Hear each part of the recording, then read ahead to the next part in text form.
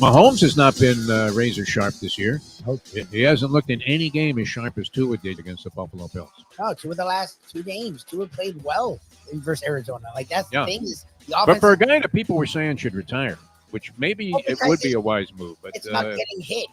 Again, the offensive line, they're having him get rid of the ball like a half a second. Oh yeah, no, he just throws it. He doesn't even have the full grip on the snap yet. Are they even in a route yet?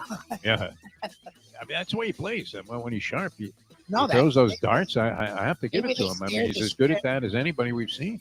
Maybe they were like, "Listen, motherfuckers, if he gets touched, you all are going to with Liz Cheney." Like the offensive line hasn't played this well in fucking years. The last 2 weeks, they're road grading. Like the way they're running the ball, like is and tough. Yeah, tough. Good inside running. It isn't always these sweeps, double reverses. No, it's all of the stuff. running. Where they like to pass. Toss the ball to Tyreek Hill as he comes around the end, and he gets smacked for a loss of 3. Not even trying it. Just powering the ball. Very Dan Campbell-esque in their approach. The time. Wake up with Defo, joined by Lubie. Welcome to the Defo Show. We got to keep them out of the end zone. We got to hold them to field goals when they get in the red zone. And if we can do that and put some offense together, we're going to have a pretty good shot at winning this ball game. There you go, man. Mike McDaniel talking to his team. Keep them out of the end zone. It's a key to victory. We know this. I mean, when the color analyst puts up his keys to victory, keep him out of the end zone. Avoid the jab. Keep him out of the end zone would be one of them. Avoid getting hit in the face. That was always my favorite one when boxing analysts would put up, well, here are your 3 keys. Well, number 1, he's got to avoid getting hit. Number 2, he's got to punch in combinations. Combinations are going to be the key. So you would hear that from virtually any analyst, that if you keep a team out of the end zone and you force them to settle for field goals when they get in the red zone and or slightly beyond, then you have a pretty good chance to come out with a victory. That's what the Dolphins did last night. And guess what, Lubie? No 0-12. The state of Florida. Wow, the way they lined up was unbelievable, huh? UM, FSU, Florida, Stetson, Bethune-Cookman, FAMU, every directional geographical designation that you could possibly have, all lost. South Florida, Central Florida, Florida Atlantic. Yes. The Jags, the Bucks. Losers. Oh. 11 in a row. And then finally last night, I don't know that that game really ever was in doubt, was it? It wasn't. There were chances there. I mean, that first half when Tua had interception, fumble, and then he did something else stupid. Oh, the sack. Interception, fumble, and then they were in field goal range, and he had 2 different opportunities to throw the ball away. Yeah. And took a 15-yard sack after he did try to. Maybe he needs to watch Marino. Like, I don't understand why he was going for a tackle on a fucking interception. Only Oh, he my gets God. beat by like a blocker. He got kneed in the head on that play, too. I don't think he's going to last long playing like this. No. I really don't. I mean, he was getting flattened. No. Just on regular hits, never mind hits to the head. The guy was getting pounded in this game a couple of times, even though he had a good ball game, 20 for 28 for Tua Tagovailoa and the Dolphins. Now, it's interesting because following the Jets, they got that victory a couple of weeks ago, and they went to 3-6, and everybody's like, whoa, I tell you what, we're right there in it. Aaron Rodgers, what an acquisition that was. We traded half our team and 52 draft picks to get this guy, paying him $160 million for 2 years. Didn't play last year, and this year, wow, he's just rallied us to the point where we're 3-6, and then what happens? They go out and lay a big, fat, Rodan-sized egg the following week against Arizona, and they're right back to the despair that knowing their season is over, 10 games into it, and that there's little, if any chance. I don't imagine a 3-7 team at this point in the season is probably making the postseason. If they do, miraculous, but it doesn't look like it's in the cards. Now, the Dolphins, on the other hand, I believe have 2 really soft games coming up at home. They play a couple of lousy teams, one of which is the Patriots. Raiders and Patriots, both teams. Raiders are in total disarray. The Patriots just flat out suck, even though they won a ball game against the Bears, which led me to the odds board. This line has changed substantially, as you might imagine. But I was looking originally at the Packers were only 3-point favorites over the Bears. going in, and I believe I got that yesterday. Today it's 6.5. Packers Bears. Well, when I saw that 3-point margin, the Bears are staggering trying to score points. Matt Eberfluss, interesting. I love radio conflicts on deals where the guy's getting paid to come on the show. Jerry Jones, I don't know that he's getting paid. He probably pays to be on the show, knowing Jerry Jones. But Jerry Jones, always with a little bit of hostility and acrimony towards the host when things aren't going well, usually turns around and says, "Yeah, well, you're not so great at your job either." Always, a bit of a put off for any kind of a host. Well, how do you come back from that, Lubie? You're going to have to come back strong, no? You can't back down and go, "Oh, well, geez, Jerry, sorry I asked you that question." Yeah, they always do. I don't know what we would do. We would probably make a joke. We would try to slough it off and make it a lighthearted thing. So Matt Eberfluss is on a radio show. I would imagine a weekly obligation that he's getting paid handsomely for, and the station is thinking, "My God, well, we've got the coach on every week. This ought to really enlighten the public." Now in Chicago, they're more likely to care, even when their teams are not doing well. Here, we don't give a fuck, right? Just hired a manager for the Marlins. Do we even remember his name? What was it? I never saw it reported. You telling me was the only reason I know. I haven't seen it reported anywhere. Clayton McCullough. No, it's been represented in a lot of places. That this guy's going to be the manager. I mean, it hasn't been has it not been officially announced? I think it has. But regardless, I mean, if this guy's doing a show, does anybody give a fuck what his explanations are for the team being 60 and 110? That's a lot of games. 60 and 102 would be more like 8 more. I don't think they're getting that extra 8 games. Where did I come up with that number, Louie?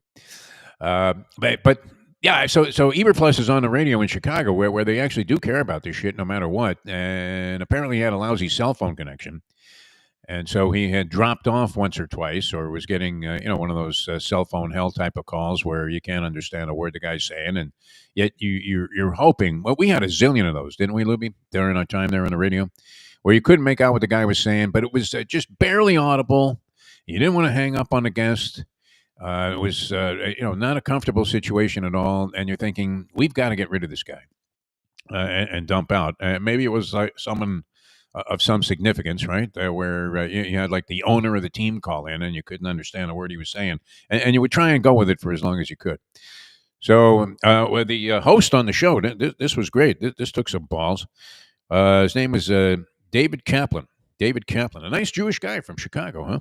There you go. He's got Eberfluss on the phone. He's on there with another guy, I guess 2-man team doing a radio show. And at one point during the telephone call, this Kaplan says to Matt Eberfluss, the coach of the Chicago Bears, on his own show, "Your cell phone connection is as bad as the offense is right now." Oh, good for him. Okay, then he knew what he was getting out of that comment. That was the end of the interview. Oh, he just ended it? I think Eberfluss faked that his phone crapped out completely and didn't come back on the show. Oh, Jesus. What do you do in that spot, though? I mean, is the program director, the general manager is coming down to the productions. Do you think they dig that in Chicago? I mean, certain radio stations back in the day when they had balls, they would encourage that sort of thing. Not that you're going out of your way to insult the guy who you're paying to be on the show and happens to be the coach of the Bears. You're going to try and have some respect for him. But you think they were applauding that move? I mean, it's a great line, isn't it? Yes, that was wonderful. I wouldn't even think to go there. I would wait till at least the phone connection was better. And that was it. What you're getting out of that comment. You're probably getting a request for new hosts on the show by the coach who you would imagine would prevail in that spot. I mean, knowing how radio stations really are kind of spineless at this point when it comes to backing up their people. All media essentially is that way. Unless you're making a lot of money for the company, there's a pretty good chance your number's coming down no matter how ridiculous.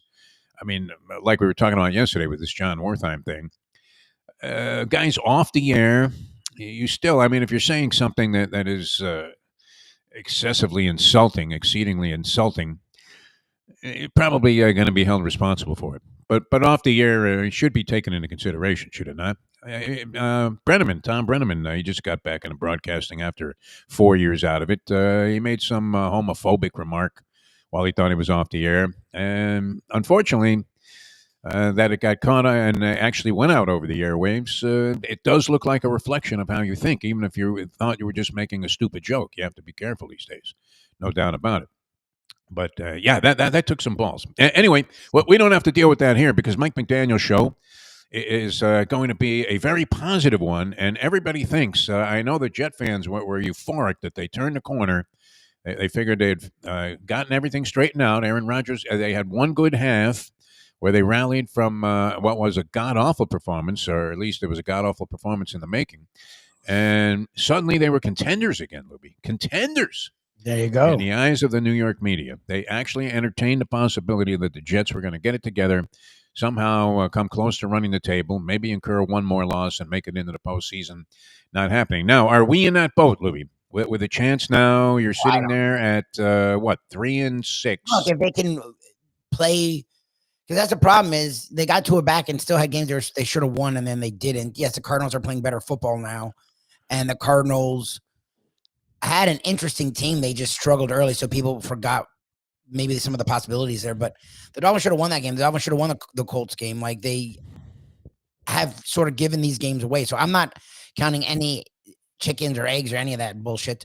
But yes, if the Dolphins can win these next two, then they're in an interesting spot. 5-6 is a team that can make the playoffs. So I'm not going there yet. They did everything they could in the first half to not win that game, and they're trying their best to give it away. And look, the speech you gave, that Newt Rockney-esque speech about keeping teams out of end zones, they had 5 fucking drives where they moved inside the 30. Like, I know that's not where people are going to focus today, but real offenses, and I don't know, I thought the Rams were there, but I think they're just getting Nakua back and cut back, so neither look like themselves. It feels like if they were on their game, they would have put a couple of those in the end zone, and that would have changed everything.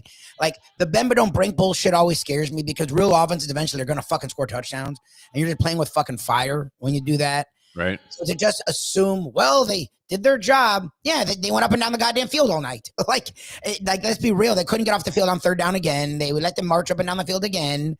They have been able to sort of hem the offense in the red zone. But it's not like they were fucking scary. Like, no, I mean, they put 23 points up. That's and on it. offense, exactly. On offense, the first half, they did everything they could to give them the game. Second half, the offense looked good. They were moving the ball. Tua looked in control. They did what we wanted them to do, where they got a score.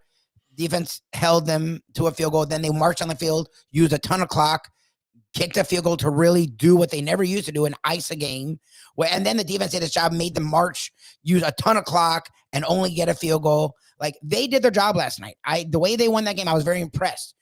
But it wasn't like it was impressive. Like, the offense was still and the defense was still So, like, we'll see what they do these next 2 weeks. But it's not like they've written there, oh, everything's fixed. Yay. Like, I mean, it wasn't an overwhelmingly impressive performance. No. They did win the game on the road in Los Angeles on a Monday night. With you would imagine, I guess the Rams fans, they had to be. I don't know how indifferent the Rams fans are at this stage. They're sitting there now at 4-5. I think McVay probably keeps the fans interested because of his enthusiasm. He's not the type of guy to, grouse about. We just we don't have the kind of player here that's going to be a championship caliber.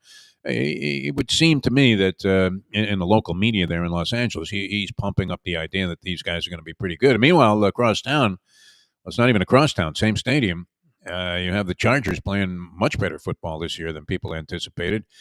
Jim Harbaugh not really getting the kind of attention. You don't hear a great deal about the Chargers and what they're doing. They win ugly, but they win. Nonetheless, the coaching change appears to have had a positive impact, at least for now.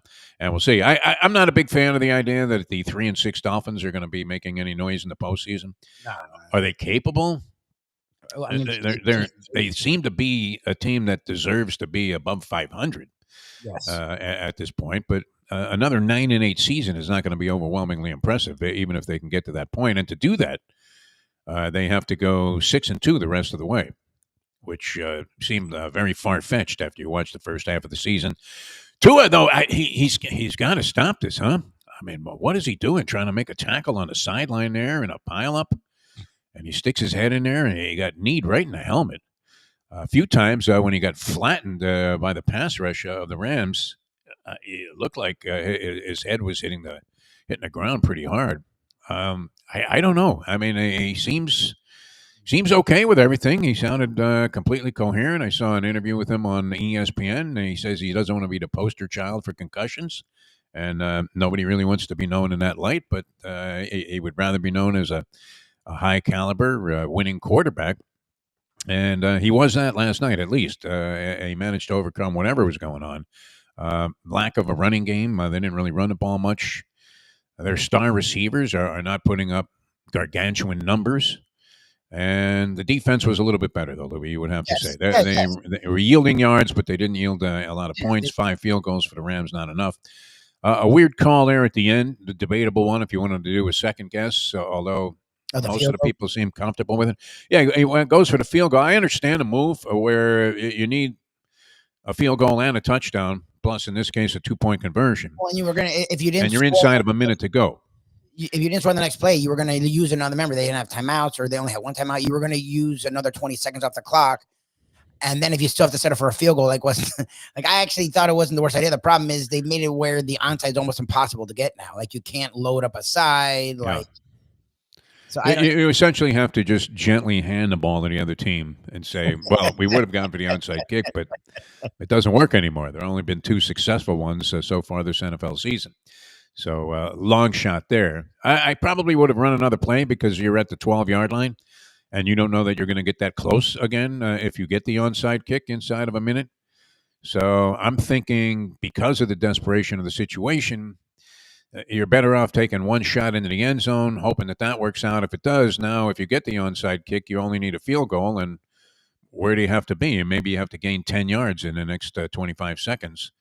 Should be able to do that and at least get a field goal triumph to go to overtime. But it wasn't going to happen. I mean, you're in an almost impossible situation. But once the Dolphins got it under 2 minutes and made them have to erase the 2-minute warning and left them with one timeout in this era of football, the game's over. Like we'll watch it because again, there's the Mario Cristobal factor. So maybe the Dolphins don't kneel and they fumble or some shit. But the reality is that's why you have to have an offense that can finish. Look, the last 2 games, the offense has done what we haven't seen the offense do. Yeah, they didn't put up a ton of points, but they were able to march on the field, use a ton of clock. They used over 4 minutes on that last drive and get points to make it a 2-score game, something that they wouldn't have done in the past. Look, yesterday's game was a nice sign.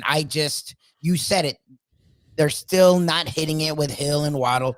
The running game went back to being The offensive line went back to being And the defense played sort better. of rose to the occasion a little bit. Yeah, it played better, but it's like, okay, like you're going to play the Packers who have a good offense. You're going to play the Texans who have a nice offense. You know, like those are the games. The 6-2 thing really isn't going to work. You're actually going to have to find a way to go 7-1 or 8-0 if you really want to show people you're a playoff team. Like going 9-8 in this AFC where the Steelers are good and you have the Chargers and the Chiefs are fucking around and then still undefeated. Like being that 5th or 6th team, I mean, maybe get you in the playoffs, but I mean, as we've seen with the Dolphins, just getting in the playoffs doesn't mean a goddamn thing. Didn't look like championship material. That's for sure. Although better feeling than going 0-12 as a state and falling to 2-7 would have been an outright disaster. And that's when you start checking the fine print on the McDaniel contract that he just signed, which leaves him there as the head coach of the team until 2034. So you're going to have this to discuss for a long period of time. Later on, we're going to talk with Scoop Skolnick, Ethan Scoop Skolnick. He'll weigh in on the Miami Dolphins, the Miami Heat, of course, which is a huge emphasis point for his 5 Reasons Sports Network, the Miami Heat, who got a win without Jimmy Butler. And Lubie loves this. This is your favorite thing. Yes. It's not the off-season speculation, but now in-season speculation about the possibility of the acquisition of one Giannis Antetokounmpo. At what price, though, Lubie? At what price? I mean, look. Almost any deal with the Heat immediately started with, well, they're going to throw in Tyler Hero. Yeah, well, now he'd be the centerpiece. That's the funny thing is his contract came so early that it's actually a super affordable. Like pieces of garbage have worse deals than Tyler Hero. His deal is actually an affordable. He's literally playing right now really good basketball, and he got a deal. I think there's another at least 2 years on it, where it's extremely affordable deal. I mean, I don't know what I have no idea. It popped up yesterday because the Bucks are 2-8, and it's just a fucking disaster. And at some point, he's already started to look and murmur and bitch and moan. And there's always been flirtation between him and the Heat.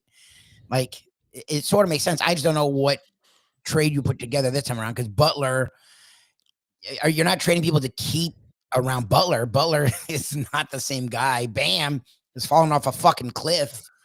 So I don't know what. I don't know that the Heat would part with Bam Adebayo. They seem to have such high regard for him that I could understand him unloading Butler if Butler was part of the trade. I don't think he will be, but I could see that because it does appear that this is Jimmy Butler's last year with the Miami Heat, does it not?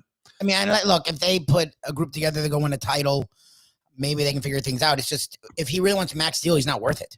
The dude's in his mid-30s. He has a body of a guy that's in his 40s. This was supposed to be the year he's playing all the time. He's missed games, he's played pretty much every game. I don't know if he's had one really good game yet. Like, he's not the same guy. He's not worth that money. He's just not. And the Heat the Heat aren't paying you for past success. That's not what they do. It doesn't appear to be. Last year, I haven't seen that much of him this year because he hasn't played a whole lot. But that doesn't seem to be playing with that competitive passion that he had a couple of years ago. No. Where you were thinking, my God, this guy is going to do anything in his power to win a ball game. Yep. Whatever it takes, Jimmy Butler's going to do it. And then he's going to rise above and beyond the occasion, even many, many times, and just startle you with how many points he's capable of putting up. Well, all those little dipsy doodle moves that he makes, going to the stripe. Doesn't seem to be playing with that kind of passion. Last year certainly didn't, and so far this year, we haven't really had that much of a chance to see it. But I don't know that would be a target of the Bucks if they were going to make a deal with the Heat and unload Giannis Antetokounmpo, which I would imagine is not going to be a very popular move in Milwaukee, no matter what they do. And we'll see. But anyway, that'll come up. Scoop Skolnick will discuss that with us later on. So good to get off the schneid there as the Miami Dolphins get a big win on the road. Big win on the road. Right back in at Lubie. Keep them out of the end zone. Keep them out of the end zone. Take advantage of the opportunities when we have them. And boom, there's your winning formula. Marino and Nat Moore, that stunned look that they've had on their faces for the last several weeks. It was nice to see the shot of them giving it one of these towards the end of the ball game when the Dolphins kicked what appeared to be. And it was more than enough to be the game-clinching field goal going up there by 11 points. So that was all good. I did want to mention this, and we're going to have Scoop on with us in about 10 minutes. John Robinson, one of my favorites all time that I've ever met on the sporting scene. Young Defo was covering the USC Trojans as part of anything that was going on in L.A. that we covered from the Ontario Daily Distort, yesterday's News Tomorrow. You know the background there on that, but got to go down and cover a lot of USC football in the heyday of USC football. It was a lot of fun there. They had 2 Heisman Trophy winners during that period of time. The original tenure for John Robinson was 76 to 82. So that was primarily when I was out there covering sports in Los Angeles. First-class individual all the way around. Dies at 89 years old. Went on to coach the Rams, came back and coached USC a second time from 93 to 97. Then was involved with the University of Nevada, Las Vegas. And was their athletic director, I guess, was his last job in sports. Became a consultant, I think, also for a pro team. But real gentleman. I mean, one of these guys, you talk about people that represent and are the epitome of class in sports. That was him. So I will always have good memories of the time going in and hearing John Robinson speak, seeing the way that he handled himself and the way that he treated people. So I wanted to touch on that because he should be remembered with the utmost respect, Lubie. Utmost respect after his passing. He wasn't one of these coaches that you met and you thought, wow, what a dickhead, which, and didn't seem to have any airs about him in terms of making you feel like immediately trying to reduce you to some kind of inferior feeling. Yeah, what are you asking that question for? Never did any of that. Didn't have to. Just a real gentleman all the way around. Were very successful there with that USC franchise for a while. And then they fell off the map. I don't know, was it right after he left? 80s? Yeah, that was it, huh? Yeah, they were. Charles White what was one of his Heisman winners, Marcus Allen. Had a million guys there. I mean, of course, Munoz was playing there and had a zillion All-Americans, Ronnie Lott. Just tremendous teams that John Robinson either I don't know that he had to put them together. Everybody wanted to go to USC. That was any good, especially out of Southern California, which at that time probably second only to Texas in terms of fertile recruiting grounds. This was before Florida. people started to recognize Florida as a place to come to try and secure the talents of highly motivated and talented athletes. So John Robinson passed away, and then that was unfortunate. Well, I mean, it's always unfortunate somebody passes away. There's a statement for you. He was Debo. older. I mean, he lived, But he made it to 89, right? That's not bad. 89. Would I take that right now, Lubie? That's another 16. It's not a lot of time, kid. 90s. I'm shooting mid to late 90s. We'll see. For me or you? You and for me. I think mid 90s is a nice number. What your mid 90s would be nice, wouldn't it? Yeah. If you were still coherent and functioning. Yeah. Look, I mean, your mom was living on her own still. She was living on her own. Almost made it to what was she? Almost 98. Yeah, when she passed away. Number. Wow. That's nice. Yeah, that's a good number. Yeah, you would take that. That's still too close for comfort here. Although, what? That gives me like another 25 years? That's almost another lifetime, Lubie. That's a nice, I mean, that's. Yeah, baby. Start eating healthy. Yeah. All right, we're going to have Scoop Skolnick coming up in just a few minutes. A couple of things in the NBA. How about Cleveland 12-0? Kenny Atkinson, the coach. A lot of teams bypass the opportunity to get this guy. The Nets firing him, of course. Very unceremoniously dumped Kenny Atkinson. Surprisingly, he didn't get a head coaching job right away. It was highly regarded by the people in the NBA. Became an assistant, for the Clippers first, under Tyronn Lue, and then became a long time, I guess last 4 years or so, it was with Steve Kerr and the Golden State Warriors. Comes in, everybody was screaming that Cleveland needed to make a deal, some kind of trade, that they had good talent, but they didn't have the kind of, where have you heard this before? They have good talent, but it's not a combination that wins you a championship. Oh, good. Heard that here, everywhere. Yeah. They don't make any deals during the offseason, although they do get Atkinson to be their head coach, and they're off to a 12-0 start. Pretty impressive so far. And I don't know, what did you make of Wembanyama last year? Did you feel like I know he was on a lousy team in San Antonio. Did you feel like he distinguished himself? You can clearly see that he's capable of doing some spectacular things, but was he doing it frequently enough and consistently enough, Lubie, to make you think routine Rookie of the Year acknowledgement? But did you think he had demonstrated that he was going to be great last year as an NBA player? Did you feel? How did you feel about Wembanyama's rookie season overall, Lubie? I think he showed flashes, and I think he showed what he will be. A lot of people talking about this year being the MVP. They're jumping the gun. I know they got Chris Paul, which is a veteran influence that they've needed, and he would work well with Wemby. But I think he's a year. I thought Chris Paul was shot after watching him last year. He is. I just think he's the kind of presence that can help a young guy. But I think they're jumping the gun a little bit. I think you still have Jokic, you still have Luka, you have what's going on in the East with the Celtics, and Mitchell is sort of assuming another role of stardom. You have the Thunder with SGA. I don't think he's there yet. I think he's still young, and he needs to put on a little bit of size. Like he, as good as he is on the perimeter, he does play good interior basketball, and there's nothing wrong with that, but he needs to be a lot bigger for that. I think he's already going to find himself as an all-star this year and a legit, really good player. These people that MVP, I mean, we're like a year or two away.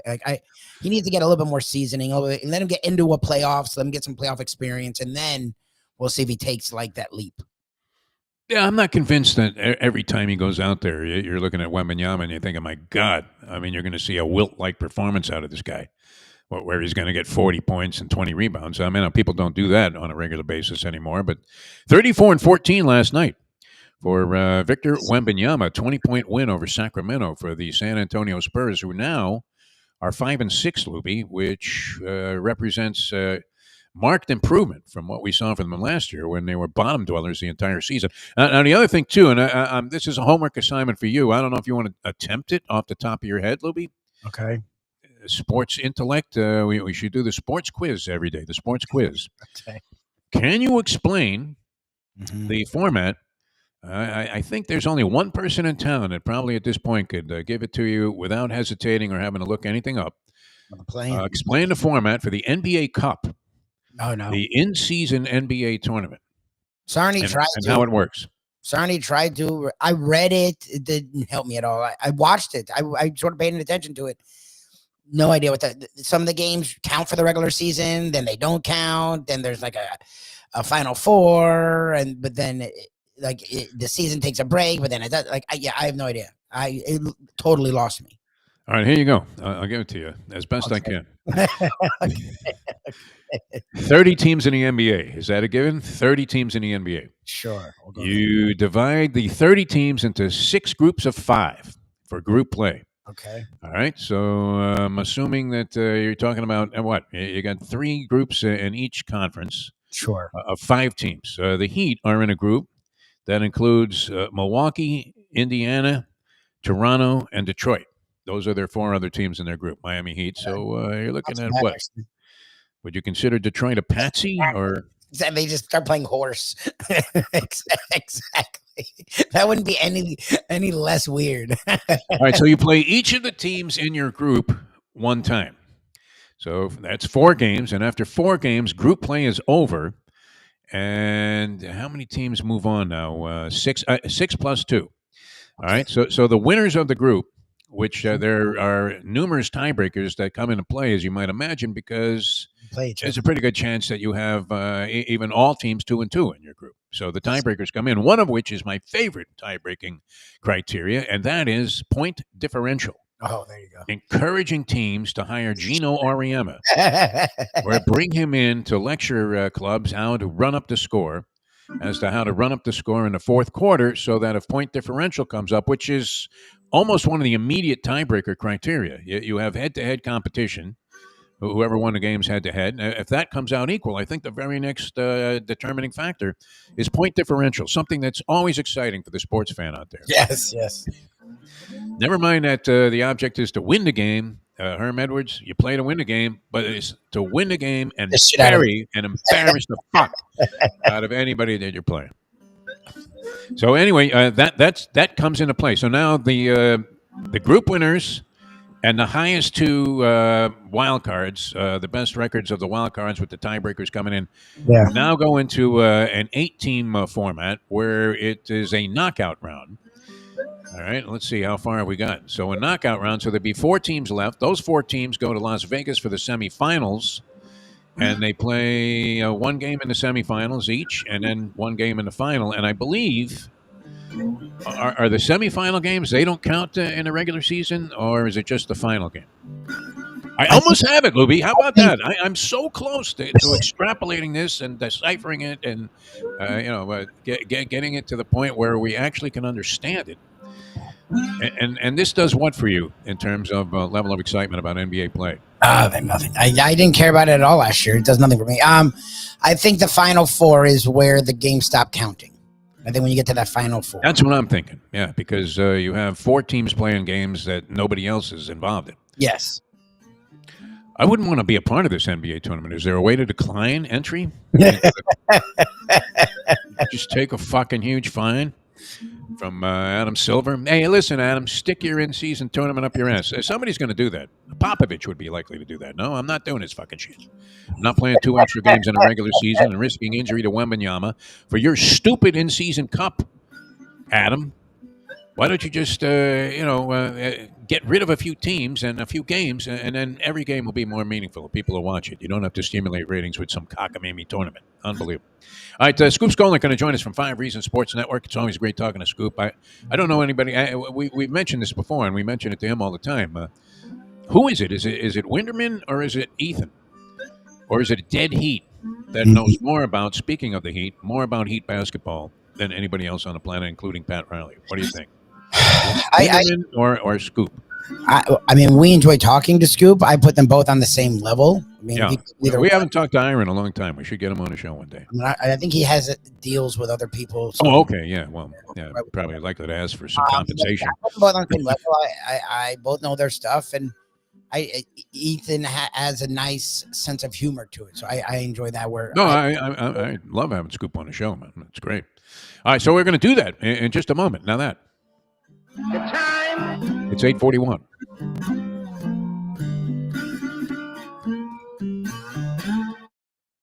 Play the ponies in style at Champions, the outstanding simulcasting room at beautiful Hialeah Park. Yes, the grand old lady of thoroughbred racing has never been more vibrant, and you can wager on the races from the top tracks around the country while enjoying a cocktail at the Brass Rail Bar or any of the fine food served throughout the facility.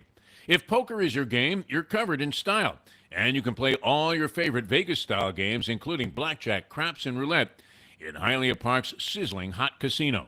Get a player's card when you walk through the door for all kinds of generous amenities, including our favorite, free play, when you come out to the ultimate casino and entertainment destination, Hialeah Park. These days, we're all looking for comfort anywhere we can find it. Thank goodness for Landlubbers Raw Bar and Grill in Plantation, because they are making sure you are as comfortable as possible. First of all, they're not only open for delivery and pickup. All you have to do is go to landlubbersbarandgrill.com for both pickup and free delivery. You're going to have the best wings in the world. You're going to have a great burger. You're going to have their amazing soups. Again, Landlubbers, Raw Bar, and Grill. It's nice and easy. Just go to landlubbersbarandgrill.com for both your pickup and free delivery. Thank goodness for Landlubbers for making you always feel right at home. Are you looking to buy your first home? Have you been turned down for a loan? Do you need to refinance or get money out of your home? Call Michael Kodsey, CEO of Choice Mortgage. He's been helping the South Florida community get mortgages for 30 years. Hi, this is Michael Kodsey, CEO of Choice Mortgage. We have the most competitive fixed rates in the market. Call me 24/7, 561-441-2730. And remember, I don't just work banking hours. To make the right choice for your home, call Choice Mortgage today. The world, I mean, if my point was ever going to be embellished and going to be proven true, the world has gotten a sugar nut. Grab a bagel and a schmear, plus some Defo and Lubie. Welcome back to the Defo Show. Even though, as an opinion, I think that statement comes under some scrutiny now. I mean, the world is certainly going to be safe with Marco Rubio as the Secretary of State of the United States of America. I don't even know. My favorite Rubio moment, among many lame moments that we've witnessed with this guy, who seems to be just inept, besides being belittled there by Donald Trump in those original debates in 2016, was when he was at the Stoneman Douglas town meeting. Oh, God. I was there. The kid pressed him. Oh, you were there. That's right. And said, hey, you're going to give up your gun money, Rocco, now that you've seen this happen again? He was like, No. having it. He gave no answer. He went cramped. We welcome Scoop Skolnick into the program. 5 Reasons Sports Network. Always great having Scoop on the show. And wow, I mean, I don't. Did you get the same feeling that the rest of the world did last night? That we're on our way to the postseason now? Miami Dolphins, big win. As we said, keep them out of the end zone. Make them settle for field goals in the red zone. That's our formula for winning. What did you think last night, outside of the fact that Tua Tagovailoa definitely has a death wish? Oh, he does. He does. No, I'll say this. I was surprised. I did not think they'd win that game. You and I have been alive long enough to watch a lot of primetime games, and I couldn't remember the last time they won, honestly, like dating all the way back to the Gase era. Like, they always lose those games. So the fact that they won and the way that they did it is obviously positive. I mean, Tua didn't have to be superhuman. He threw for just over 200 yards, made a couple of mistakes in the first half, didn't really repeat those mistakes in the second half. They scored every time they had the ball in the second half, with the exception of the kneel down. So they gave themselves just enough distance. If you look at their scoring, they scored 70 points in their first 10 games, which is, I mean, that's like prehistoric. And that's, by the way, the same number of points they scored in one game against Denver last year. And then they've scored, I guess, 77 in their last 3 since he's returned. So this is, and look, they average 25 points a game when he starts historically. So, you know, this is about what he's going to produce for you on a regular basis. And again, if they hold a team to field goals the way that they did, I thought Anthony Weaver had a really good game, kind of timing when to blitz, when not to blitz. They got pressure last night, which is not something they've been getting lately. They had 1 sack in the previous 3 games. They had 4 last night.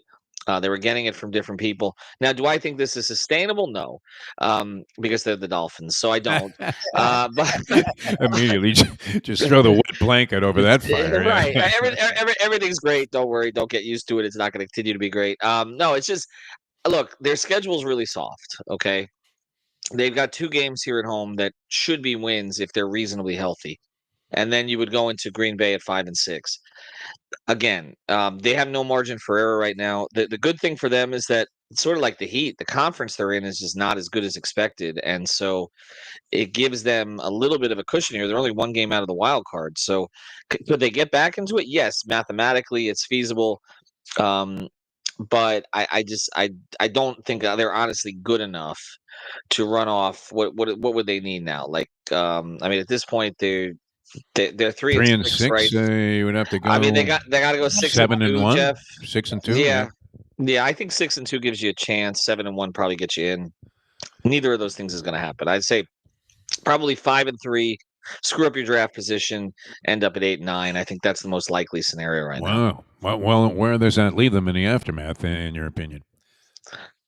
I don't think. I mean, Lubie's always looking for firings. You're always looking for firings. Well, I don't think you can keep Greer in that scenario. I've said that already. I mean, to me, that ship has sailed. I mean, again, it's not like this was something unforeseen that you'd have a quarterback.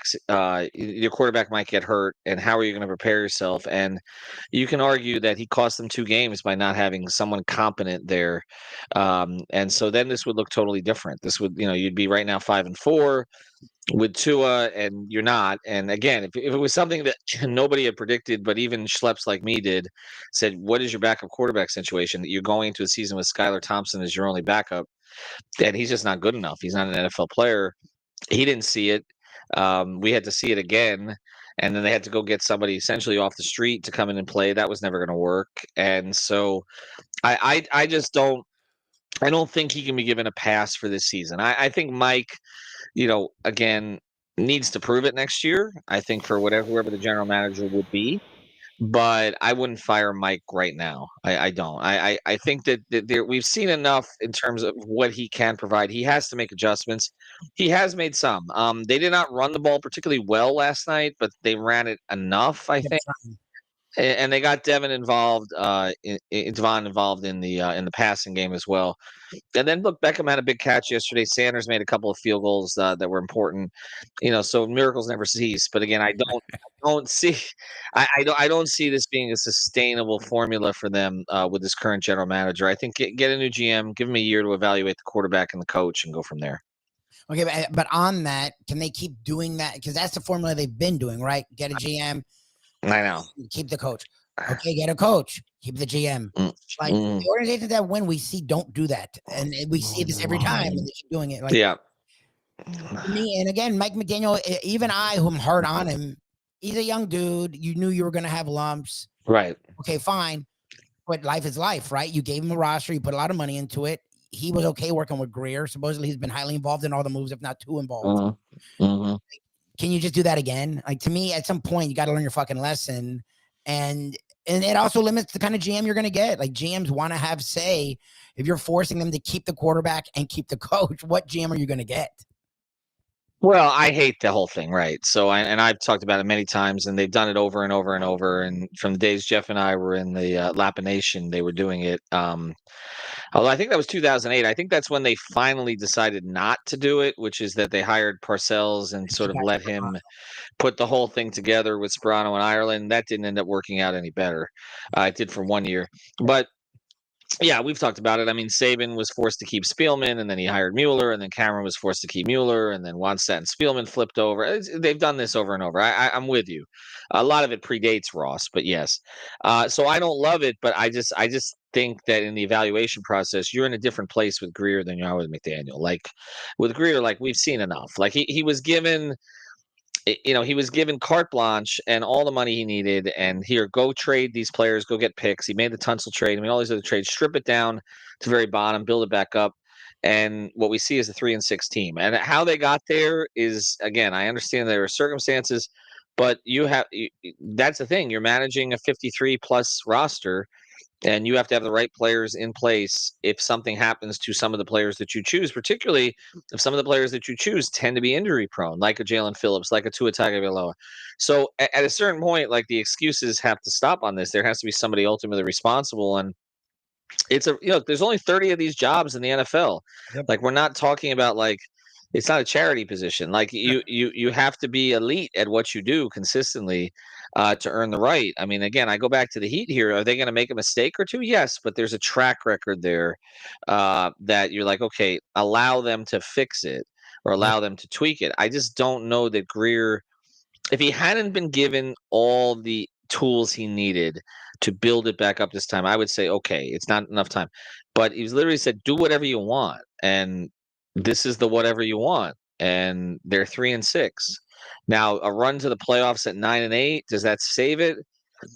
For me, I still say no. I think it would reflect well on McDaniel to the point where you definitely keep him beyond this year. But again, I don't expect that to happen. This will end in the most painful way possible. So we have to figure out what that is. Like they'll make a run. It's sort of like the Heat 16-17 run where they started 11-30, went 30-11, but missed by one game because Deion Waiters got hurt in the last 2 weeks of the season, and so they blew a couple games they shouldn't have. This feels like that. You just leave yourself no margin for error. You're ultimately going to end up being disappointed. Pretty wild, yeah. As the optimism quickly diffused here by when Ethan. Sorry, I would like to have woken up in a better mood, but Yeah. I was it was look. I won my prize picks last night. Life in general is good, but I'm just saying, like, life for the Dolphins. This has been a 25-year fever dream. Like, I mean, what are we talking about here? Like, it's been a You long and I were time with young these men. same explanations. Yeah, exactly. Yes, I mean, yeah. even going back to the Lappa Nation, we were having the same discussion, it seemed like. Mhm. And it's been going on for 20 years. So we do have it well rehearsed at this point with the answers. Yes. All right. I Now, mean, now you you played my answer for the last 16 years, Jeff. Like, you didn't even need me on the show. Just play it. nobody loves NBA trade speculation, especially in Mm. the offseason, but now in the regular season. Then when Mike Lubie, you floated this out here the last time you're on the show about the discontent in Milwaukee with Giannis Antetokounmpo. They continue to lose. They raised a little gallop there a couple of days ago, but then came right back, got smacked with a loss against the Celtics. What are the chances there, Scoop? I mean, is it going to happen? And then what would it take from the Miami Heat to land Giannis Antetokounmpo? I mean, I think Dame's more likely than Giannis. I think because I don't think because he's not going to cost as much, but how much the Heat would go in on Dame, they've kind of been proven right about Dame. So they wanted him, but they wanted him at their price because they were worried about age, defense, contract, and we're seeing that in Milwaukee. He is not the same player he was in Portland. I don't know if it's because he looked unhappy from the first minute he got there, so that plays into it. Now Doc Rivers is coaching him. I don't know how happy that makes him. And again, but the contract hasn't gotten better. Like, you're just further into it, and the age hasn't gotten better, obviously, and the defense hasn't gotten better. So I don't know, that Miami's going to, break the bank for him. I mean, the way Tyler Hero is playing right now, you gotta have some serious conversations before you even do that. Giannis, That's funny too, because he was the first guy that you would say in any deal. Mhm. Yeah, well, Tyler Hero is going to be part of that package if they want him, and now he's becoming an expendable. I mean, he would be the best player on the Blazers right now. Yeah. If they'd taken him, I mean, he would be the best player on the Blazers. I mean, how Cronin still has his job. I mean, Scoot's not even playing well. Like, it's remarkable. Yeah. Look, people probably look at the Dolphins and say the same thing about Greer, unfortunately. But like, yeah, I mean, how Cronin still has his job, I don't get it. But as far as Giannis goes, look, you empty the clip, right? I mean, it's Giannis. He's still in his athletic prime. I think there are elements to his game that would concern me as he ages, which is that he's not a great shooter. So if he loses a little bit of this kind of overwhelming physical advantage that he has, then you may have some problems there. But yeah, I mean, I think they would certainly get in the mix. I don't think there's any question. Now the issue is who you give up. He and Bam share an agent. I'm not sure that he want to trade Bam, even with the way he's looked lately. The Jimmy thing is the thing hanging over everything right now. And I look at it and I say, okay, well, the Heat were right not to give him the extension. But now it's like, okay, where do you go with this? Like, is Jimmy going to opt in to his contract? Like, if this is going to be the year Jimmy has, this is not contract year Jimmy. This is kind of like the Jimmy we've seen lately. Like, the Jimmy is declining. He's going to miss some games, hurts the ankle, drifts through first half, shows you flashes of what he was before. But ultimately, like offensively, this is Tyler's team now. And, you'd like Bam to get more involved. You'd like Rozier to play better, for sure. And now that's looking like that's not a fit, at least not in the starting lineup. But this comes back to Jimmy. Like, if Jimmy's going to opt in, then what? Like, I mean, should you trade him now? If he's going to opt out, should you trade him now? Because then you're not going to get anything for him. And look, there are teams that will be interested in Jimmy, like Houston, Golden State. I think Brooklyn. There's teams that will look at it and say, okay, we're going to get to, I don't know if Brooklyn's going to get to the playoffs, but some of these other teams, like, if we get to the playoffs, we got a guy who can carry us in a few games. I think Jimmy's value is going to be higher for the Heat at the trade deadline than it's going to be after the season. So but that's a very difficult decision. I mean, that's basically giving up on this build, and they have to be ready to give up on it. Like I think fans have been ready to give up on it for a while.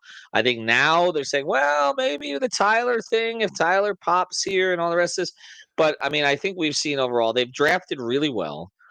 And whether it's Tyler, Jaquez, I still have high hopes for Jovic. I think Ware in a year or two is going to look like they got a player there too. It's going to take time, but they can pivot and be pretty good pretty quickly. I think in an East that is not what we thought. I mean, Cleveland has exploded beyond expectations. They got a good coach, basically. That's what's happened. And there's Boston. But Orlando is going to struggle a little this year because they lost their star, and and you look at some of their Philadelphia and Milwaukee are disasters. Now I called the Milwaukee disaster. Philadelphia, everybody else calls that one. And the Heat he even kept saying when they added Paul George, they kept saying, and this is not a little sour grapes, maybe not. They're like, who on that team has gotten past the second round recently? So I think they were not as scared by the Sixers as anybody else. The Knicks, I think they will get it together. My concern about the Knicks is that Tibbs wants to play strong defense. I think the number is like Towns is allowing like 92% shooting in the restricted area.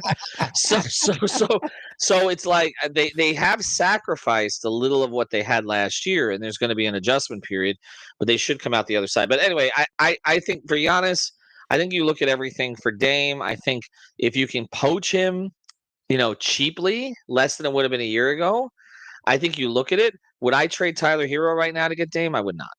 I would not. And I would not have said that a year ago. I was all in on trading Tyler and a couple of picks to get Dame. Not much more, but I was in on that, but not at the moment. I just think Tyler has shown you growth that if you're going to move him, I think it has to be for somebody who's going to be here long term. All right. Very important question here. How much extra staffing will you have to do to accommodate the coverage that is necessary for the NBA Cup? Will you be putting extra people on to be able to dissect this and distill it down and show the fans its actual meaning? The NBA Cup. And will Popovich be the first guy? I don't know about this Peter Holt, if he'd be in agreement, the owner of the Spurs, but will Popovich be the first guy to decline playing in the NBA Cup and just eat whatever fine that Adam Silver can dole out, no matter how massive it may appear? I don't really understand it. I still don't. I mean, I understand it's about money. I get that. But I don't even know. Is it supposed to be an honor? Like the fact that the Lakers won the NBA Cup last year, but then went out so early and feebly in the playoffs. Like, yeah. I don't like. I remember Indiana making a bit of a run. Halliburton kind of broke out. Now Halliburton's totally slid back. I don't really get it. Like, they put some stuff on the court. Games are supposed to mean more. I don't know. I like a lot of things Silver has done. I really do. I'm not an anti-Silver guy. This one, I just don't. I don't understand what this is adding. I don't. Now, people are saying they play harder in these games. I guess. I mean, I don't. Have you seen it? I don't know. I don't know that I have. I mean, let's just look at it from Jimmy's perspective. Does he really want to spend that extra week playing? Yeah. Like, I'm Vegas, sure maybe. he'd rather. It may, yeah, but I mean, yeah, Vegas comes to Jimmy. Like I'm just saying, like I don't know. I don't really see the point of it. And in fact, they had to remind me. Like they got the thing today, like that the NBA Cup was. I'm like, oh, okay, there you go, great. Okay, they're playing Milwaukee. Thanks. We're playing Indiana later this week. Like, okay, they got 2 games against Indiana. One is NBA Cup and one is not. Like, okay, so one matters and the other doesn't. Like, I don't know. I don't know. Opens itself to a lot of criticism. Yeah. So you didn't apply for the credentials for the finals in Vegas? Actually, the credentials just came to me, and that I may apply to because it's Vegas, whether he go or not. That I might apply to. Yeah, you would. I just don't get it. You'd have to Okay. scope out who the champion was going to be.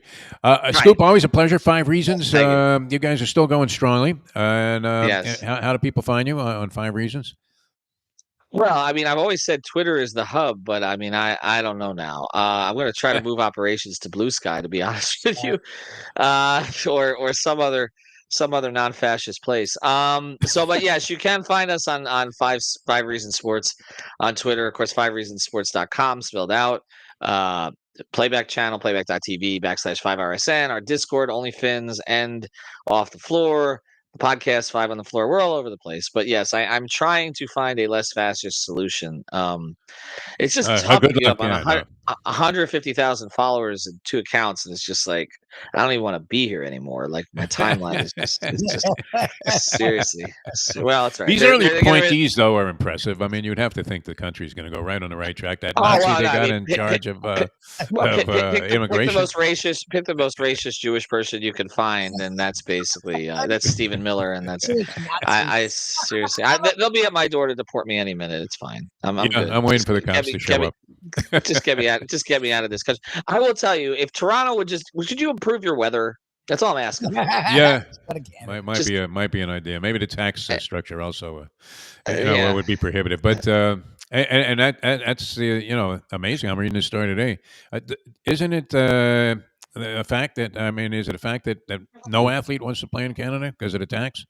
With Yeah, well, that's always been the case. Yeah, no, they've always Juan had trouble. Soto I mean, supposedly to the Blue Jays. Get out of here! Come on, Scoop. no, I know, and I remember when Gretzky wanted, that was the whole thing about him getting out of. Well, now it turned out that Gretzky's a fascist too. So who knew? There you go. All of my heroes. Anyway, but yes, I'll see you in Toronto. Or Montreal's very nice. I don't eat poutine though. I will say that I do not eat that. It's Yeah, disgusting. nothing special about it. Scoop, we No. love you, man. Thanks. Always a Thank pleasure. Always a pleasure having you on. Scoop Skolnick from 5 Reasons Sports Network does a great job over there. Started his own thing, Lubie, and made it work. It's always a good thing. And works hard, man. I don't know. The guy covers more games than anybody I've ever seen. Yep. He's had everything, this guy. Scoop Yes. Skolnick does a tremendous job. All right, that's going to do it for us. Thanks so much for being with us. Tomorrow, Tony Segredo goes old school. yes. And that's brought to you by Texas Roadhouse Restaurants. We'll see you later on today from Delaware Chicken Farm and Seafood Market. Yes. Always wanted to do remotes from a chicken farm, but this happens to be a spectacular place. And Gene, the cooking machine over there. Yes, Thanksgiving at Delaware. So that's the thing that people, I don't know that they think about enough, that they'll cook this stuff for you. You don't even have to. Don't even have to worry about it. And then they do have the natural, wild birds that they sell fresh there, so you don't have to get some brick out of the freezer section at Publix and pay $800 a pound for it. It's a great spot. So we'll be there later on today, 1 o'clock with Mike Mayo's Lunchbox. For Mike Lubie Lubitz, I'm Jeff DeForest. Thanks for tuning in, everybody. We'll see you next time as we leave you know that. The time. It's 9:04. Let's go to eat a damn snack.